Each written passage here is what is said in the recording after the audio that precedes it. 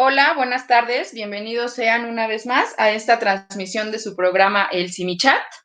Y bueno, estamos transmitiendo, ya saben, desde la Ciudad de México. Yo soy Verónica, soy psicóloga del CENDE, en donde brindamos asesoría y apoyo psicológico a través de la línea telefónica.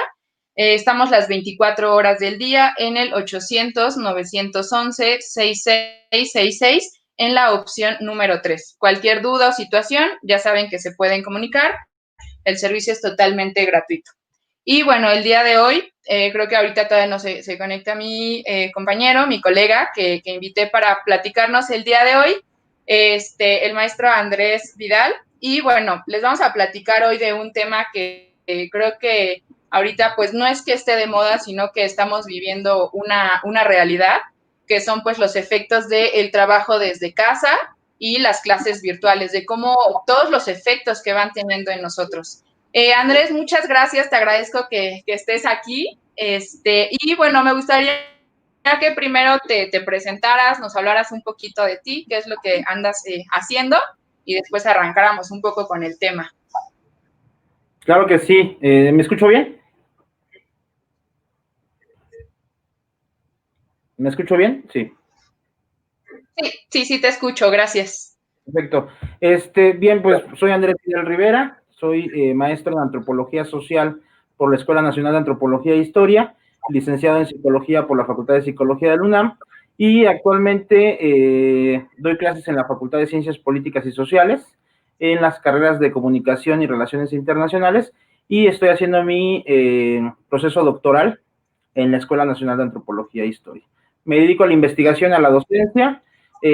Actualmente he estado, justo a raíz de todos estos elementos, he estado investigando los medios digitales, principalmente redes sociales, un poco incorporadas a mi trabajo de investigación en tesis doctoral, pero también en estos elementos psicosociales, ¿no? En cómo hoy las redes sociales ya venían teniendo una participación o una presencia fuerte en nuestra cotidianidad, pero hoy ya más que una presencia es una obligación.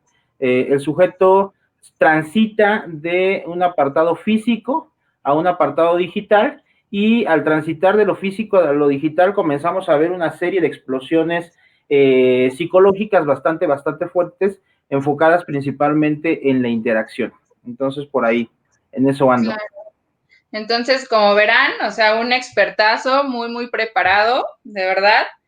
Creo que por eso también te invité, sé que te ando ahí de repente siguiendo. Entonces, pues bueno, me gustaría que arrancáramos un poco con el tema, como en esta parte precisamente como de las clases virtuales, ¿no? O sea, cómo esto se ha ido modificando y pues cómo nos están afectando un poquito. ¿Nos podrías hablar de eso, Andrés? Claro que sí. Aquí el punto principal son las clases virtuales. A partir del COVID-19 se modifica prácticamente todo, se toman diferentes tipos de decisiones. Considero que México no estaba preparado, o gran parte de la población mexicana no se encontraba preparado para asumir o cambiar radicalmente de un formato escolar. Al momento de hacerlo hay un descontrol, por así decirlo. Y yo recuerdo en los primeros meses justo participé en un foro, en un programa de radio, donde decían, ok, es cuarentena, dos puntos, no son vacaciones, ¿no? Tenemos que seguir con nuestras actividades normales. De repente no se entendía eso y era como, no hay clases, no tengo que entrar a clases, no hay clases, no tengo que entrar. Y comienzan a haber una serie de repercusiones fuertes justamente porque hay esta ruptura entre la clase tradicional y la clase ahora virtual. Y vamos a ver dos factores muy importantes. La primera es el cambio de espacio. El sujeto, vamos a ponerlo así, muy fácil, tenemos dos tipos de espacio, el espacio público y el espacio privado. El espacio público es aquel que compartes con la mayoría de las personas. Es decir, de la puerta de tu casa para afuera, todo es público, ¿no? Y ahí es público justo porque compartes con una serie de sujetos, interactúas, juegas, comes, haces tu vida cotidiana en el espacio público. Y en este espacio público, aparte de que es abierto, de que es libre, entre comillas, también está mediado por una serie de interacciones. En este espacio público, yo hablo con las personas que están afuera y inclusive con mis compañeros de escuela, ¿no? Tengo esta interacción de hablar con ellos, tengo esta interacción de jugar con ellos y esta relación va a estar mediando el espacio público. ¿Cómo me comporto yo en el espacio público? Y en el espacio privado, que es de la puerta de mi casa para adentro, hay otra interacción y es una interacción muy acorde con nuestros padres, con nuestros grupos. ¿Cómo se da esta interacción en el espacio público, en el espacio privado, perdón? ¿Cómo nos manejamos en el espacio privado? En este espacio privado tenemos algo que se llama intimidad. Y nuestra intimidad es justamente eso que hacemos nosotros para nosotros mismos, ¿no? Desde el dormir, descansar, comer, todo lo que quiera. Cuando llega el COVID se rompe el espacio público. El espacio público es un espacio peligroso porque nos podemos contagiar, entonces no tenemos que salir, entonces no podemos ir, cierran escuelas, cierran un montón de lugares y se comienzan a tomar las clases en la casa. ¿Cuál es el primer punto? ¿Cuál es el primer conflicto que encontramos? El primer conflicto que encontramos es que el sujeto cambia el espacio público que está allá afuera y lo mete a su casa. Es decir, se rompe el espacio privado y el sujeto tiene que comenzar a mediar dónde puede trabajar, porque en muchos de los casos no tiene un espacio privado, no tiene un espacio, digamos que destinado al estudio, y entonces tiene que hacer su tarea en la mesa de la comida, en la cocina, en cualquier tipo de lugar, ¿no? Entonces aquí viene una serie de complicaciones. La primera complicación, y lo vemos en algunos casos, muchos de los docentes piden que se tenga la cámara prendida. Sí. Pero el sujeto no tiene este espacio privado. Y entonces, al momento de que pone la cámara, al momento de que prende la cámara, está compartiendo su espacio privado hacia los demás. Y ese espacio privado puede vulnerar al sujeto. Y ese espacio privado puede hacer parte del bullying del sujeto, ¿no? Hacia el sujeto. Y ese espacio privado puede hacer que el sujeto no ponga atención.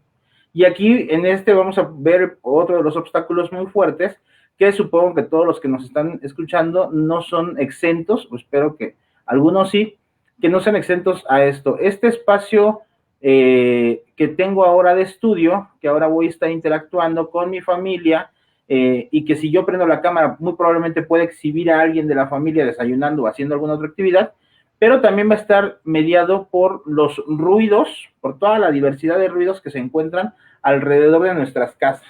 Y con ello me refiero al panadero con el pan, al gas y a todas estas series de elementos que de repente pueden ser y son un distractor muy fuerte para que el sujeto pueda poner atención. ¿Sí vamos bien? Claro. Entonces aquí lo que encontramos es eso, el sujeto pierde su espacio público, el sujeto pierde su espacio privado, el sujeto pierde su intimidad o parte de su intimidad, el sujeto se encuentra en medio de una negociación constante donde puedo trabajar y también el sujeto se encuentra en relación con todos estos distractores que van a estar incluyendo, que van a estar influyendo para que no pueda poner atención. Entonces todos estos elementos van a influir en que el sujeto no se siente identificado con las plataformas, que el sujeto se sienta ajeno, que el sujeto comience a huir y que el sujeto no quiera estar tomando clase. Otro de los elementos importantes y fuertes tiene que ver con la interacción. Cuando el sujeto va a la escuela, no solamente va a ver al profesor, creo que el profesor es el último al que ve. ¿Qué es lo que pasa cuando el sujeto va a la escuela? Y lo recordaremos todos los que hemos tomado clase. Vemos a nuestros amigos. Y esos amigos son redes de apoyo, en mayoría de los casos, que van a estar apoyándome o afianzándome para que yo no deserte. ¿Sí vamos bien? Yo voy a la escuela y de repente dudo y de repente no sé y de repente tengo preguntas y no le pregunto al profesor a lo mejor porque no hay este vínculo de confianza, pero le pregunto a mi amigo, a mi amiga. Y entonces este espacio de interacciones que vamos a encontrar o que encontramos muy frecuentemente en la escuela, también se está perdiendo. Y entonces, por ejemplo, si tenemos a chavos de tercero, cuarto, quinto, que ya tienen relaciones con personas, bueno, pueden mantenerse en contacto, ¿no? La pregunta es, y realizamos un ejercicio en una escuela secundaria, preparatoria y universidad, justamente de nuevo ingreso. ¿Qué pasa con los de nuevo ingreso? Que no conocen a nadie.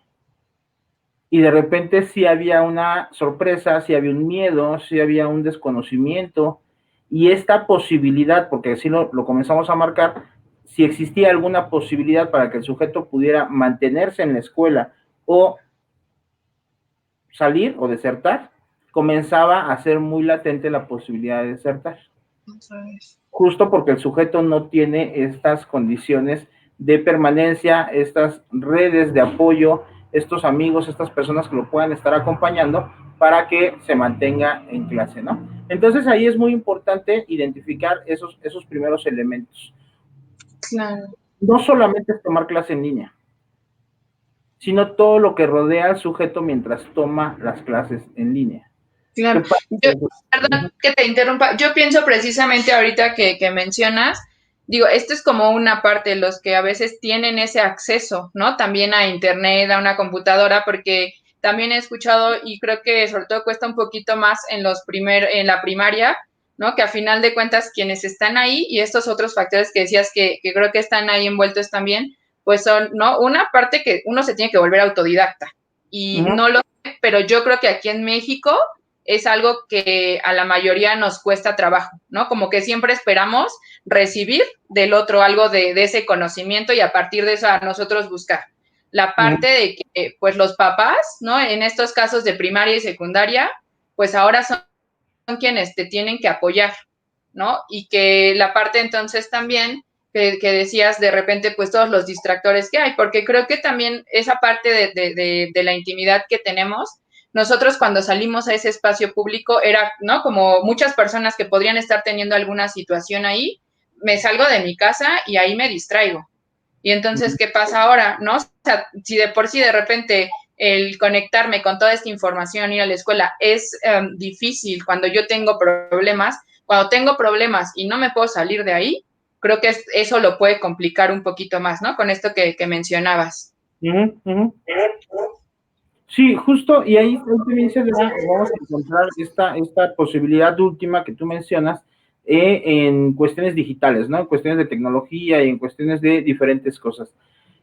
¿Por qué lo ponemos al último? ¿O por qué lo empezamos a ver al último? En principio nos interesa como psicólogos, como antropólogos, estas cuestiones de relación, estas cuestiones de espacio, estas cuestiones de interacción entre los sujetos y de posibilidades de deserción o no deserción.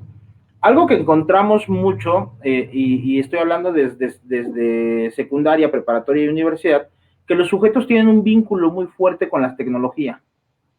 Los sujetos ya se encuentran insertos en lo digital. Ya no es algo novedoso para ellos.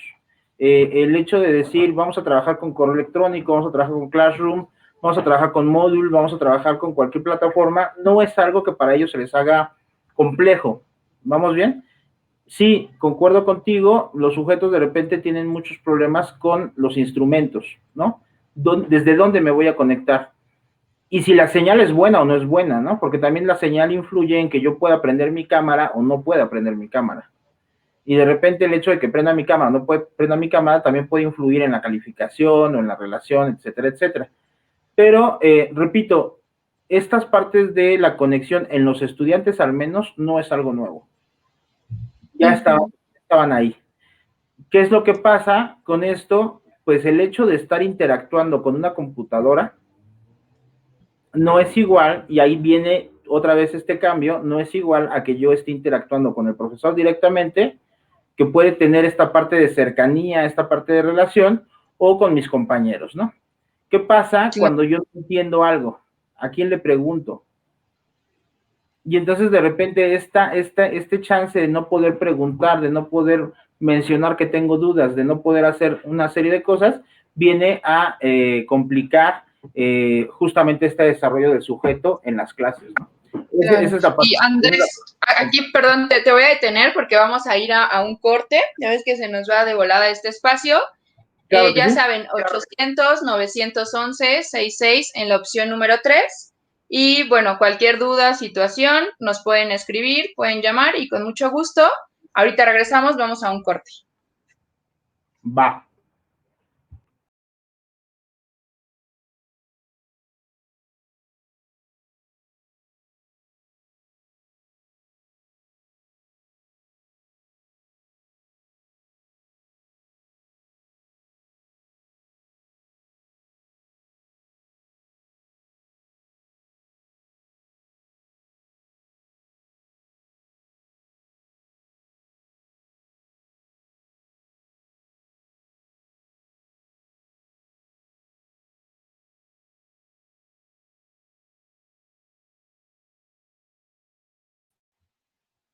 Bueno, ya regresamos nuevamente. Seguimos hablando de este tema que es efectos psicosociales del home office, laboral y escolar. Y bueno, Andrés, mencionabas como esta parte importante de la interacción, ¿no? Porque digo, a final de cuentas somos seres sociales y creo que esa es de las partes más importantes, pues, que gira en torno a nosotros, ¿no? O sea, creo que no hay una persona que a lo mejor pueda estar todo el tiempo aislada. Entonces, ¿qué más nos puedes comentar? O sea, respecto a esto que decías de la interacción entre los alumnos. Ajá, yo no sé si seguimos en este apartado de escolar o podemos pasar a lo laboral de una vez, digo, para aprovechar el tiempo. Y Ah, también sí, si quieres, y lo conectamos, ¿no? Finalmente creo que tiene que ver con la misma línea. exactamente.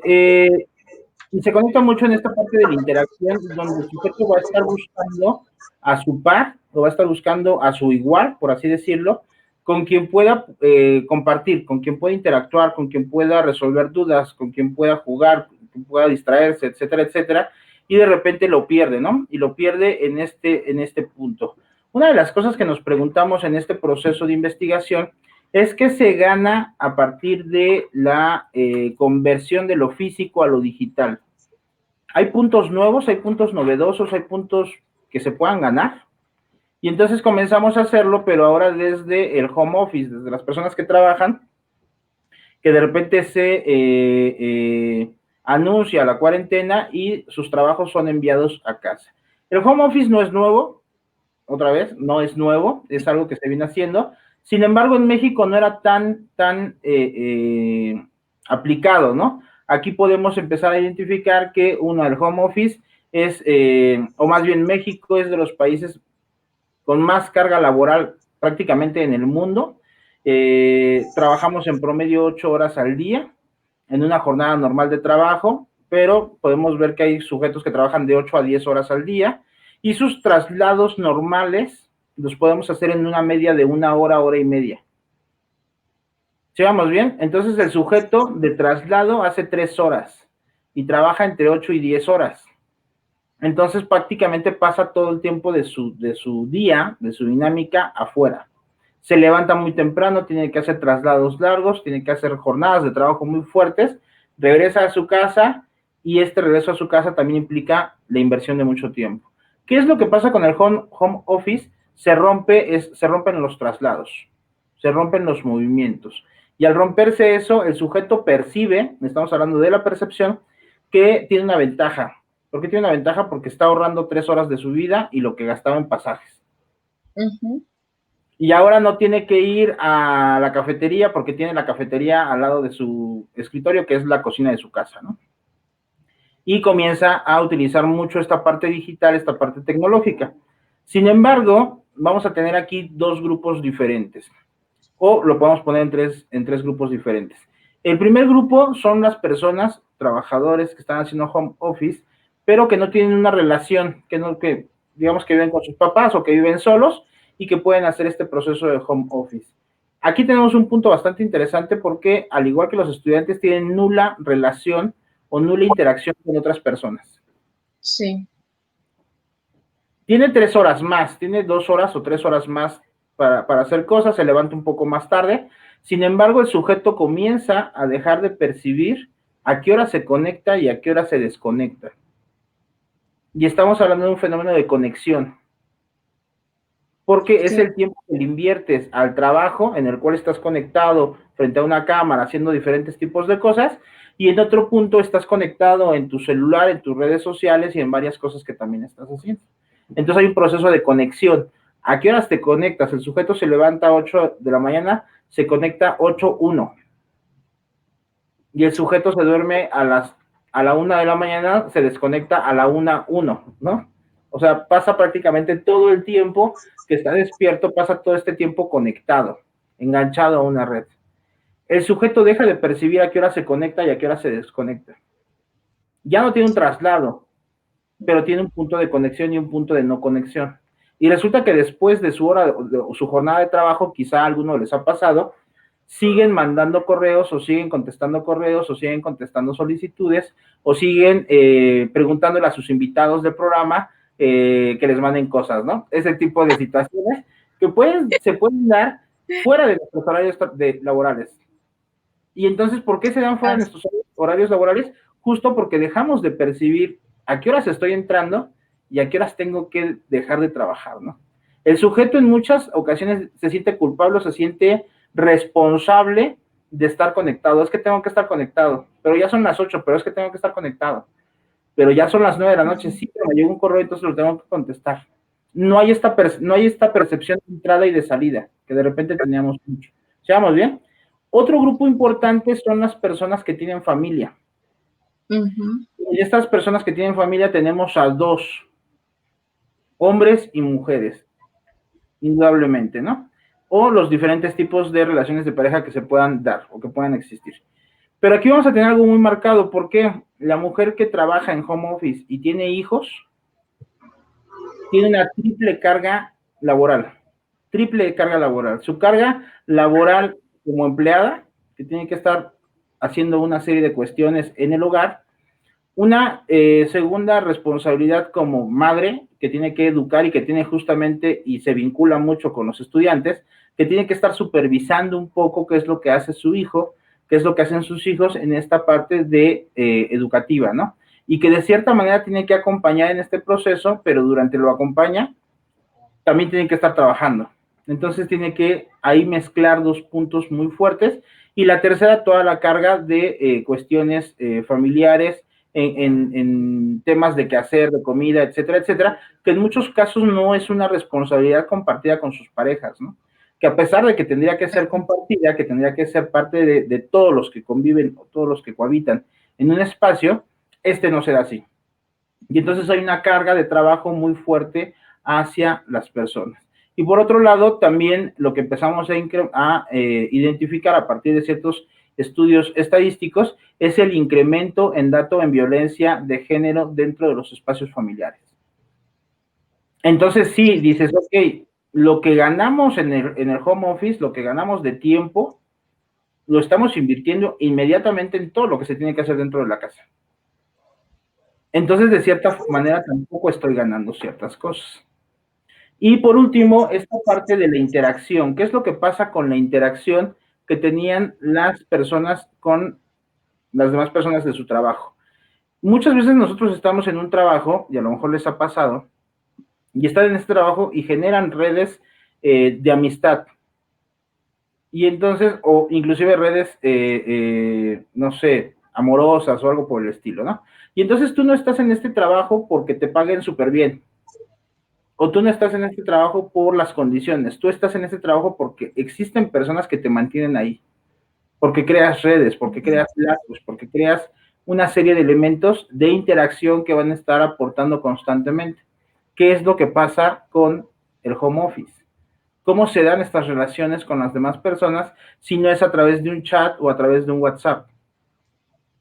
Y entonces, cuando volteamos a ver el WhatsApp, cuando volteamos a ver el chat, encontramos una serie de elementos bastante interesantes que trasladamos de nuestro espacio público a este espacio privado. Y son todas estas posibilidades de conexión y de relación. Datos bastante interesantes nos sugieren que a partir del home office incrementa o se da muchísimo más este fenómeno del sexting, por ejemplo. Una forma de relacionarme con el otro, de tener un encuentro íntimo, cercano con el otro, a través de WhatsApp o a través de Facebook o a través de cierto tipo de plataformas, ¿no?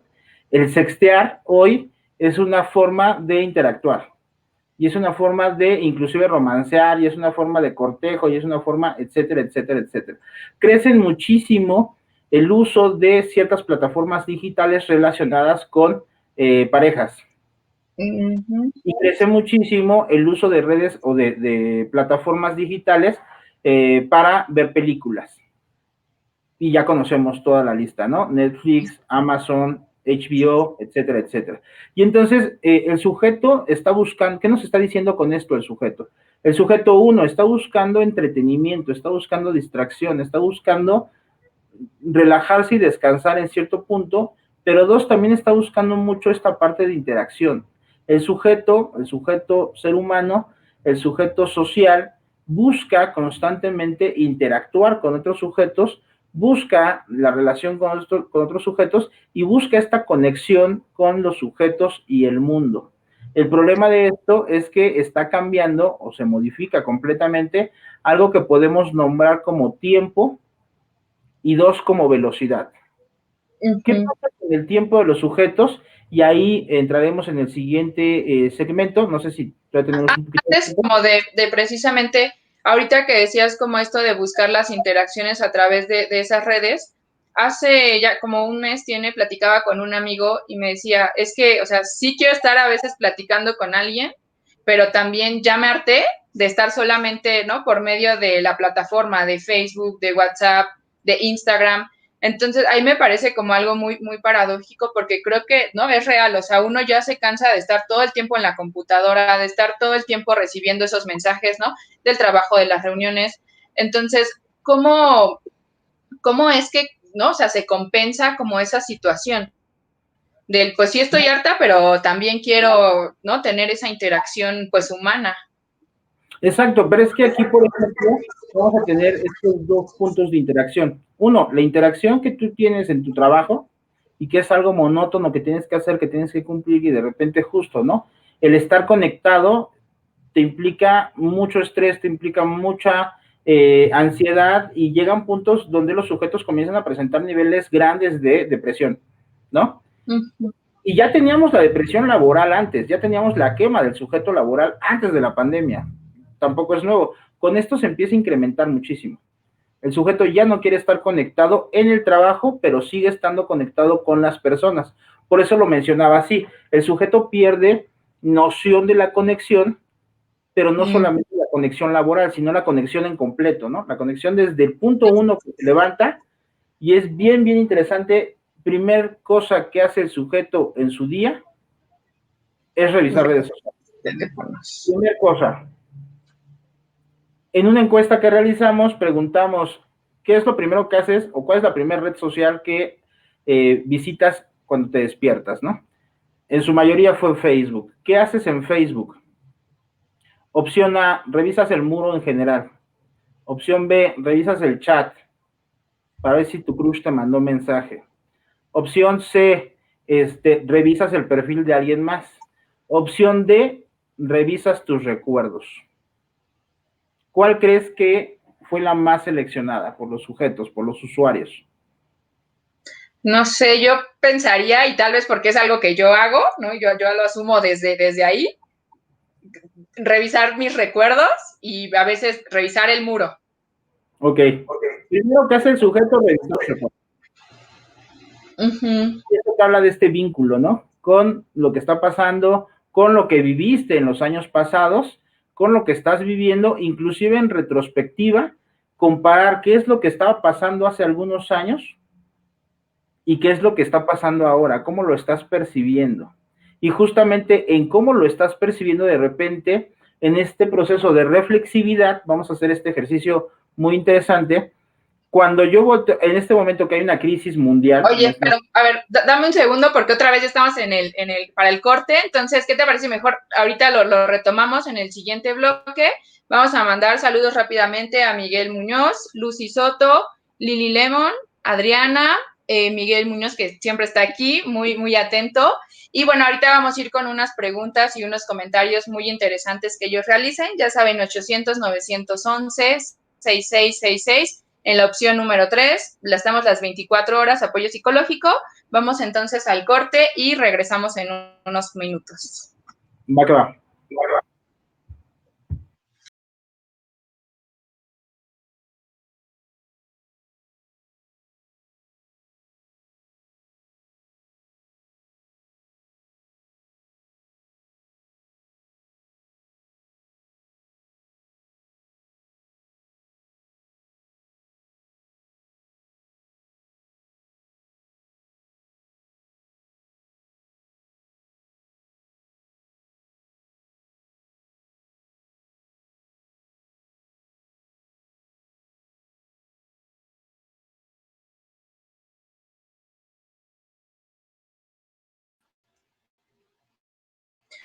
Bueno, estamos de regreso.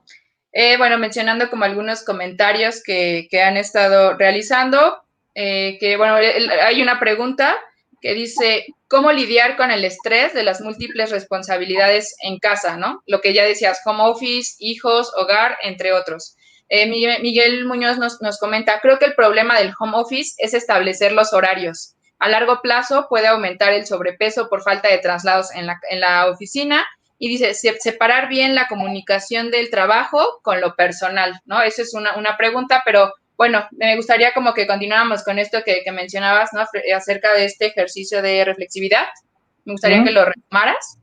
Ok, sí, y ahorita regresamos si quieren al final.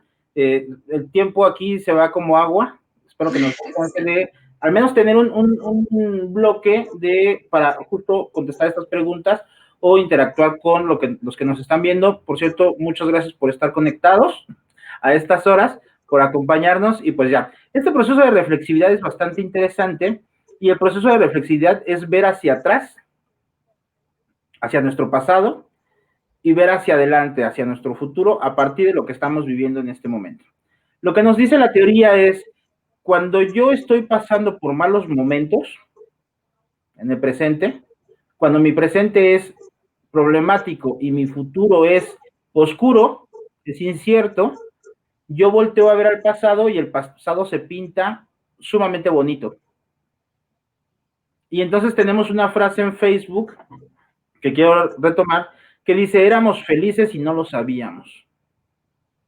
Y estamos constantemente ahí. Por eso los sujetos buscamos tanto nuestros recuerdos en Facebook.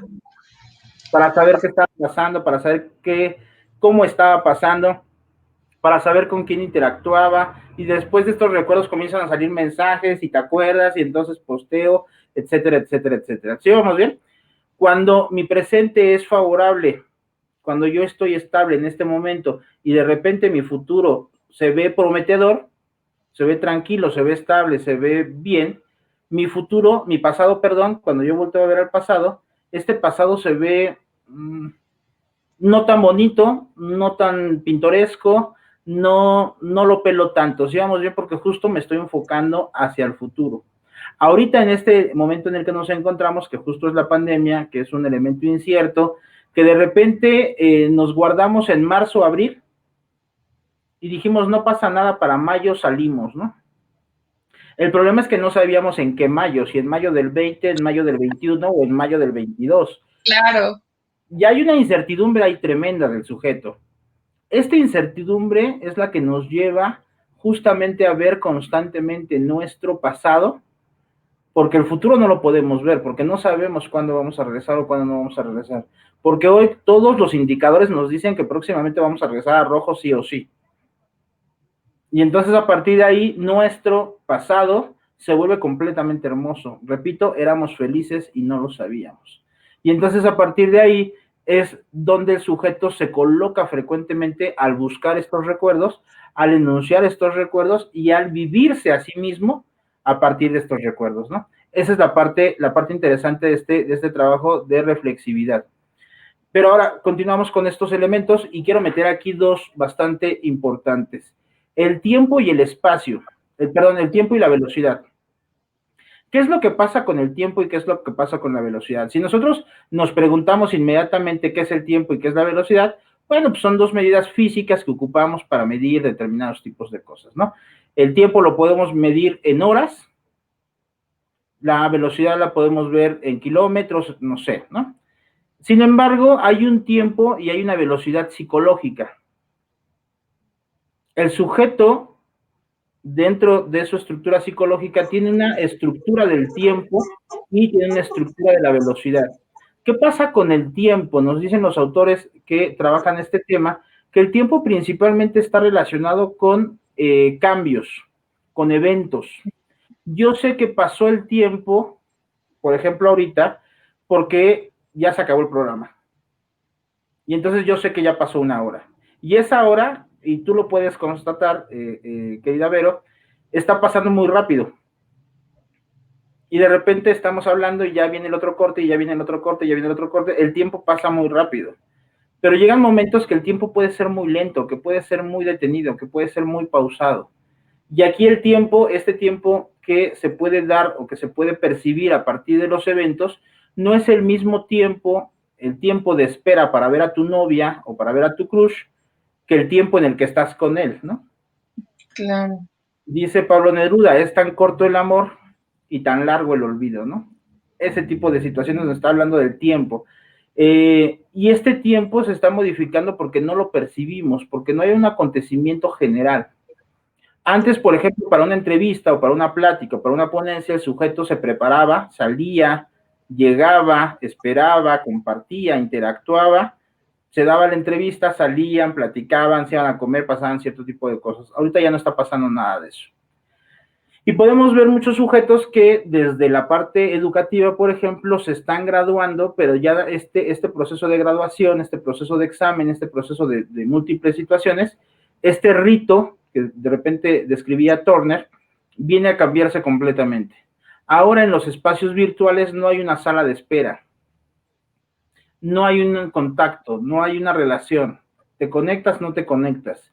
Te conectas, vamos al aire, te desconectas, adiós, ¿no? Eso es lo que pasa con los eventos. Entonces los sujetos ya no están percibiendo los eventos, ya no están percibiendo los eventos de la misma manera, por lo tanto tampoco estén percibiendo que pasó el tiempo. Y si ahorita nos preguntamos cuándo nos guardamos, repito, abril, marzo, abril, ¿qué tan rápido se fueron estos meses o qué tan lentos empezaron a ir? No, porque de repente sentíamos y lo percibíamos, vamos muy lento, ¿cuándo se va a terminar la pandemia? Y volteamos a ver y ya estamos en noviembre. Y muy probablemente vamos a terminar el año con pandemia, ¿no? Ese fue el tiempo. ¿Qué pasó en ese tiempo para las personas? ¿Percibimos los cambios o no percibimos los cambios? ¿Percibimos el fenómeno o no percibimos el fenómeno? ¿Seamos bien? Y aquí justamente este tipo de percepción cognitiva se va a dar, repito, a partir de los eventos en los que estamos involucrados constantemente. Nuestros eventos que tenemos laborales o escolares se convierten en algo completamente monótono, completamente plano. Y entonces ya no vemos este cambio de tiempo, este cambio de evento. Un ejemplo muy claro es igual una tormenta, ¿no? Vamos a pensarla así. Yo sé que hay nubes negras muy densas, muy cercanas a mi casa o a mí, que hay rayos, que hay truenos, yo sé que va a llover. Pero también sé que va a llover y que va a dejar de llover. Y cuando deja de llover ya pasó el tiempo. ¿Sí vamos bien?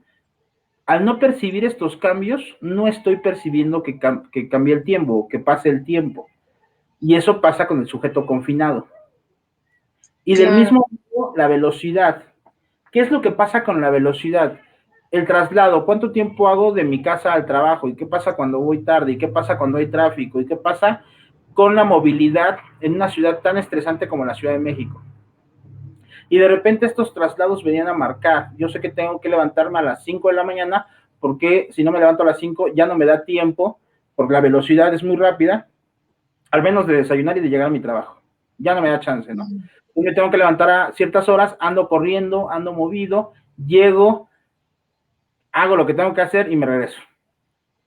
Tengo un tipo de velocidad. Cambia mucho la velocidad y la percepción de velocidad depende del sujeto. No es la misma velocidad para unos niños, no es la misma velocidad para los adultos, no es la misma velocidad para los adultos mayores, pero estamos en este punto de velocidad y estamos en este punto de ritmo. Claro, aquí te voy a detener porque ya vamos otra vez hablando de esto, ya se nos volvió a ir muy rápido, como se darán cuenta, y bueno, en el siguiente bloque ya hablaremos como de lo que está ocurriendo a partir de todos estos cambios, cuáles están siendo los efectos. Ya saben, 800-911-66, opción número 3, no olviden compartir nuestro programa y regresamos en un momento más. Va que va.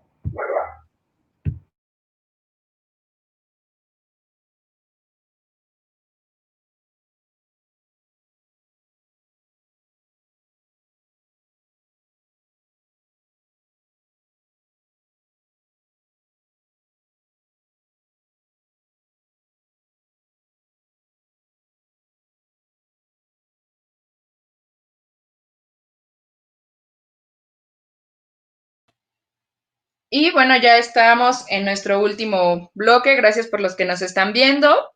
Y bueno, vamos a retomar como esta parte que yo les mencionaba sobre los efectos que hay a partir de todo esto que nos mencionaba ¿no? Ya hablábamos de que finalmente sí había ciertas ganancias, pero también hay ciertas pérdidas, ¿no? Y entonces aquí me gustaría, Andrés, que nos platicaras cuáles están siendo efectos, como a partir de lo que tú has visto y tus investigaciones, que está habiendo a partir del confinamiento y de toda esta parte del home office y de las clases virtuales. Ok, gracias. Qué rápido se va el tiempo, ya estamos casi en el último bloque. Pues justo, al ver este cambio de tiempo y de velocidad del sujeto, aquí vamos a tener el primer efecto. El sujeto no es consciente de cuánto tiempo está conectado. El sujeto pasa mucho tiempo conectado y al estar mucho tiempo conectado, vamos a estar conectados a dos vías principales. La primera vía es la notificación constante de COVID. Todo es COVID y de repente todo se volvió COVID. Y de repente buscábamos justamente esta salida o esta posibilidad de salir y lo que encontrábamos eran números rojos, rojos, rojos. Toda esta información vino a afectar o viene a afectar principalmente a los sujetos confinados, ¿no? ¿Cómo los viene a afectar? Comienza a incrementar el estrés por la cotidianidad, por la falta de interacción, por la falta de movilidad, por la falta de salida, por la falta o por el cambio de velocidad. Este incremento de estrés se convierte inmediatamente en un proceso de ansiedad constante del sujeto. Y para este proceso de ansiedad, el sujeto va a buscar o va a empezar a recurrir a una serie de herramientas para relajarse. ¿Cuáles son estas? Alto consumo en ingesta, comida, alto consumo en bebidas alcohólicas, prohibidas o no prohibidas, ¿no? Alto Sí. consumo de películas, etcétera, etcétera, y alto consumo de redes sociales. El sujeto busca, y lo que nos está diciendo constantemente es, estoy buscando una forma de relajarme, estoy buscando una forma de salir de este proceso del cual no encuentro salida. Y una de las cosas, y ustedes lo tienen muy, muy a la mano, que es este call center, y que también lo abrió la UNAM y que también lo abrieron diferentes tipos de instituciones, y de repente el sujeto llegaba y marcaba, pero muchos de los sujetos no tuvieron esta alternativa, no tienen este chance de marcar o de pedir ayuda o de pedir un consejo o una contención, ¿no? Y al no tenerla se ven refugiados en todos estos elementos. Entonces, esa es la primera. ¿Qué es lo que hago? Busco una alternativa para reducir mis niveles de estrés y mis niveles de ansiedad. Segunda, ¿qué voy a encontrar? Facebook principalmente, TikTok, Instagram.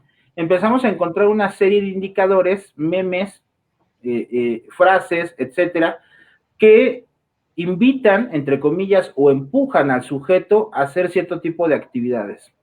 La primera de ellas nos decía, toda crisis es una oportunidad para cambiar y ser mejor, ¿no? Entonces, tú estás en pandemia, es una crisis, entonces velo como una oportunidad para que seas mejor. Pero estoy en crisis, estoy tratando de sobrevivir y no sé si voy a ser mejor o peor, no lo sé, ¿no? Y de repente es, ¿qué estás haciendo? Y de repente es, invierte tu tiempo, y de repente es, toma cursos, toma clases, métete a danza, baja de peso, deja de fumar, deja de tomar, deja de hacer un montón de cosas. Son como toda esta lista de procesos y condenas sociales que el sujeto está viendo, lo vamos a marcar así como condenas sociales, que el sujeto está viendo en redes sociales, que aparte son imágenes o son frases muy viralizadas, Sí. podemos estar encontrando constantemente y que de repente nos están bombardeando.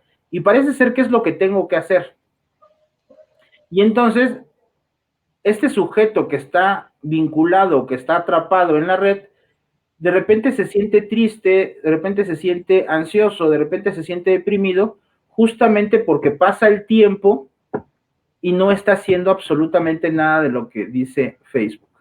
Y Claro. de repente pasa el Aquí, tiempo. ¿verdad? Algo que precisamente ahorita pensaba como en las llamadas que yo he recibido, no es como, es que no estoy haciendo nada, es que me la paso viendo la televisión, es que solo veo películas, es que estoy en redes sociales, porque creo que está mucho como en esta parte de que todo el tiempo tenemos que estar produciendo y produciendo, produciendo, ¿no? Y algo que de repente yo les digo, yo sé que a veces no todas las personas tienen la oportunidad, pero es, ¿no? O sea, ¿cuántas veces a veces uno piensa, híjole, cómo quisiera no estar trabajando, ¿no? O cómo quisiera estar en casa conviviendo más con mi familia.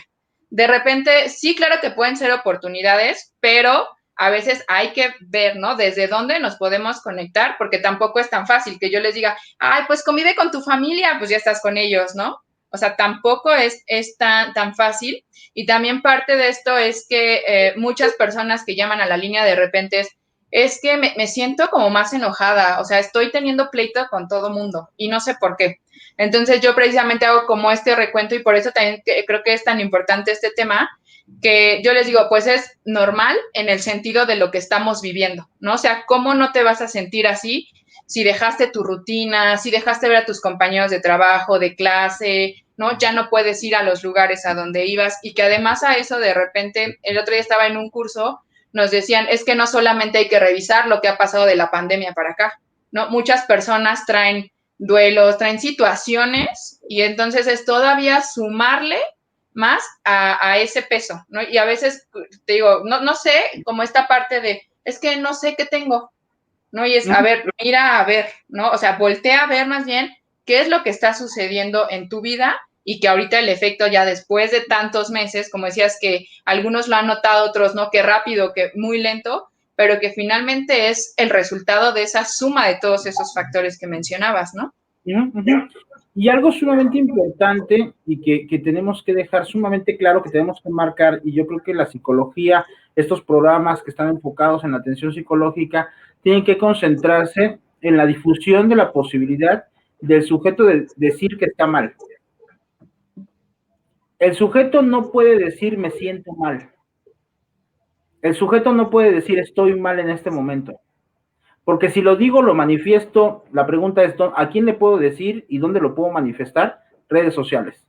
Y si yo pongo me siento mal, voy a tener una quema del mundo. ¿Por qué dices que te sientes mal? No te sientas mal, siéntete mejor, parece meme, pero es realidad. Sí. No te sientas mal, siéntete mejor.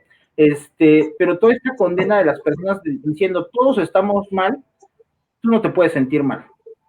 Ánimo, ¿no? Y entonces, esta posibilidad que es donde el sujeto no puede mencionarse, no puede enunciarse mal, y al no poder enunciarse mal, no puede buscar ayuda. No puede reconocerse como tal. Y entonces el sujeto está pausado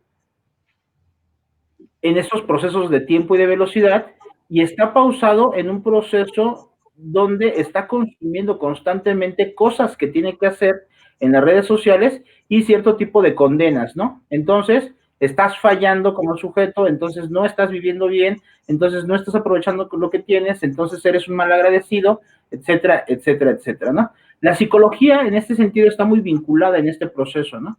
En el proceso de dar justo este espacio para que el sujeto pueda decir me siento mal o estoy cansado. Pero es algo que encontramos en las redes sociales donde no hay una opción, donde no hay una alternativa para que hoy el sujeto pueda expresar este malestar o esta ansiedad o esta depresión que va teniendo y que de repente se canaliza mucho en estos call centers, pero que también de repente mucha gente no tiene la opción o no tiene la alternativa para poder comunicarse, ¿no? Sí, sí, es algo que digo, a pesar de que no, lo que yo veo en mi lugar de trabajo es que por supuesto que han aumentado las llamadas, pero también creo que en algunos casos de repente disminuyen porque no tienen ese espacio de privacidad, ¿no? Para hablar, no tienen el acceso. Digo, a pesar de que creo que estas líneas, afortunadamente hay mucho, mucho acceso, pero también hay cierta población que de repente les cuesta trabajo, ¿no? Y pues bueno, Andrés, ya estamos en el tiempo.